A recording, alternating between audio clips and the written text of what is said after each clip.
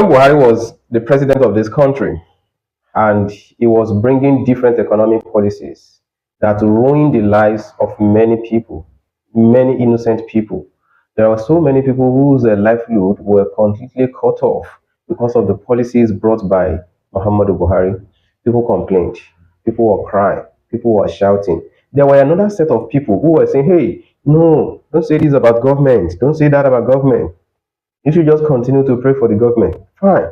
We should continue to pray for our leaders. But how does that stop us from telling them that their policies are bad, from telling them that their policies are really hurting the country? Now Buhari died, people started remembering what he did. I mean, what he really did bad for this economy. I can't remember any economic policy that Buhari bought that actually revitalized our economy. No, it was never like that. People really suffered under Buhari. Now Tinubu is there. He has brought another untold hardship on the people. I mean, untold economic hardship on the people. People are complaining now. The same set of people who are saying we shouldn't be complaining will be the same set of people who will say people should not say bad things about Tinubu. When he finally leaves, everybody will die.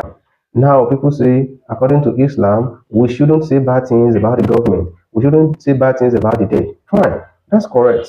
However, does Islam say that anyone who is a leader should not be held accountable? Does Islam say anyone who is a leader should do whatever they like? If Islam does not say anyone in the leadership position should do what they like, why do we think we should just leave them to continue doing what they like? Why don't we complain? Why don't we tell them to their faces that they are doing the bad things? People, Muslims, Christians, who read Bibles, who read Quran, are the same set of people who are hailing these politicians today. When the politicians die tomorrow, people who felt bad about their policies start complaining, start reminiscing what they did bad. Then people say, oh, you don't talk bad about the dead. What? We don't talk bad about the dead. But while the dead is alive, they should do the right thing. That's part one. The second part of it is this. While Islam actually says we shouldn't say bad things about leaders or the dead, Islam also says nobody should be vying for elective offices. I am very certain that no one who is saying we shouldn't say bad about the leaders will also accept that Islam does not encourage anyone to vie for any elective office.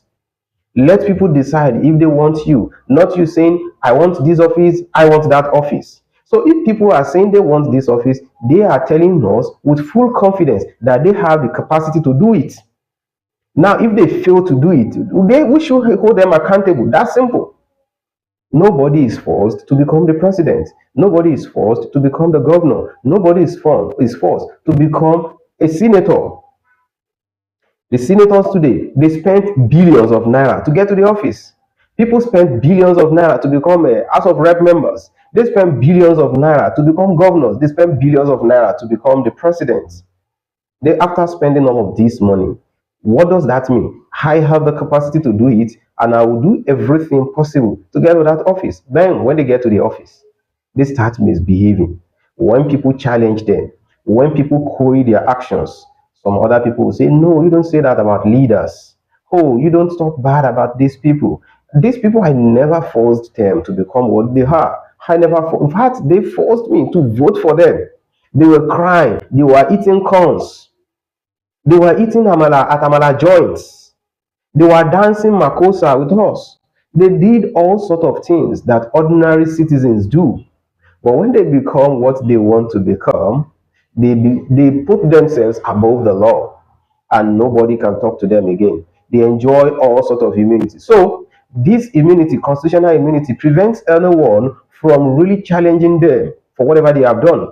And when they are gone, the cultural immunity of not speaking ill of the dead will come in as well, and people wouldn't be able to talk about them. So what are we saying? We are giving people full motivation to do whatever they like, to bastardize our economy, to make families cry, to put millions of families in endless pain without any accountability. When there is no accountability, corruption becomes the order of the day. And that is exactly what we are witnessing in our country. It's unfortunate. It's really unfortunate. And I hope that each day brings a new lesson to all our leaders that, well, this one talking, that was you listening or watching me. Everyone ran, whether they are here or they are someone else. We will all become history. But what is most important in our life is what we did with our time, what we did with the opportunities we had, what we did with the leadership position we were able to hold while alive, while still hale and healthy, while still agile and mobile. God bless Nigeria.